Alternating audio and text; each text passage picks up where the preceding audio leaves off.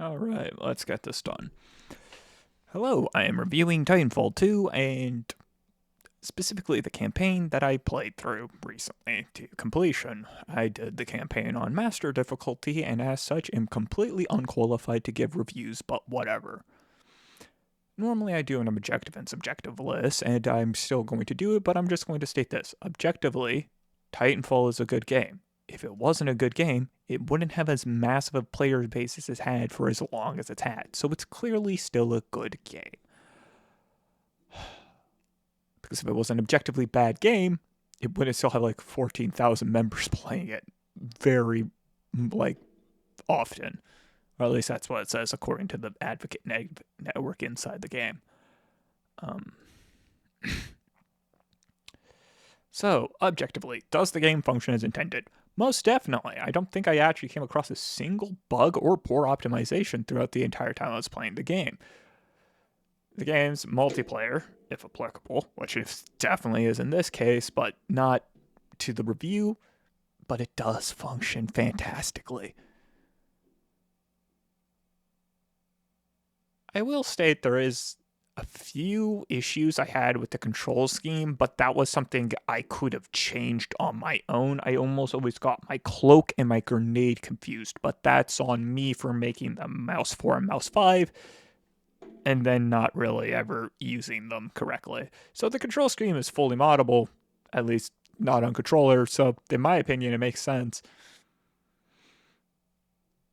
Though there was a few options like the fact that you can't toggle aim. That was kind of annoying. There was something that really pissed me off when I was doing the training, and I can't remember what it was.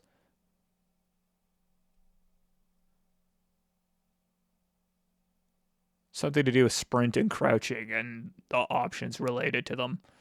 Anyways, for the most part,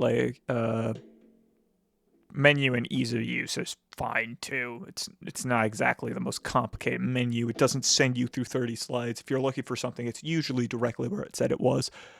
So, in terms of objective things, yeah, the game runs as intended. I mean, it's lasted this long. Of course, it runs as intended. Well, I say that, but I know a game that actually still has a game breaking bug in it, despite the fact that that bug was in the game at launch. Anyways, subjectively, how did I appreciate the Titanfall 2 story and everything else? I fucking love Titanfall 2. The story was amazing, and I actually think it was amazing that I managed to beat the game on Master difficulty. The fact that the game enabled me enough to play the game on Master difficulty, despite actually being very bad at FPSs, I mean, I died a lot, but I managed to beat the game on Master difficulty, proves to me that it's a very well-made game. And I think I technically got almost all of the achievements during that one run as well. I can't actually prove it because I already had some of the achievements, so...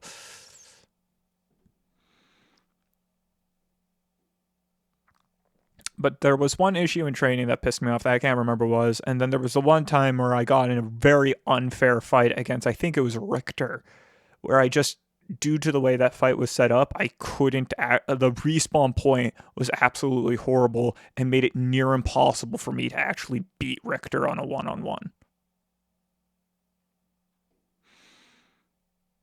I mean, I still did it though, so beat the entire game on Master and collected all the things. Though I will state that the hiddenness of the pilot helmets, there was a few I definitely would have walked past if I didn't have a guide, but the ability to go back via the chapter select, to which I also lost my mind during the one time I quit a level early, that felt really poorly designed. The fact that if you quit a level early after a loading screen or a transition, it forces you back to the very beginning of the level.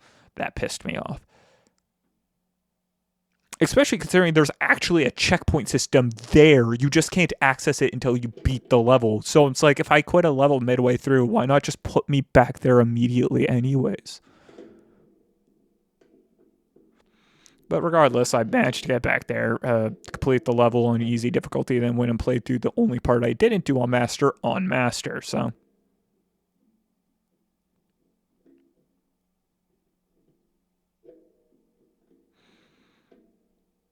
Yeah. It's a pretty great story, too. BT is the best man I ever knew, and he's not a man, and I didn't know him. lots of fun mechanics too. The one time they swap out your invisibility with the freaking time jump is so fun. They did so much fun stuff with like, oh yeah, the past future jumping and everything. It's just like they had so much fun with that game, and I had so much fun playing it. The guns, the sound design, Titans as a general whole are just so fun. So, yeah, I really don't have anything to say. I just really like Titanfall. Viper can shut up, and Richter kicked my ass. And Kane has a pretty great line. You think they're SRS? It's a Vanguard. All Vanguards are SRS. It's definitely worth it to play the game. Probably get it on sale. Don't support EA. I don't like who made the game. Unfortunately, EA used to be cool. Or at least they were used to be cool in my eyes when I was like young and I didn't understand all the horrible stuff they were probably doing back then too. But I know that they're a lot worse now, so just don't support them. But if you get a chance to play Titanfall 2, play Titanfall 2. It's a good game. Even if the company it's under sucks. Hey, this is the HalfSaneFox, and thanks for watching. I'm going to end this video here, and if you like this content, I highly recommend that you check the VOD or just wait for the next episode to release. And maybe click on one of the end screen cards once those finally show up.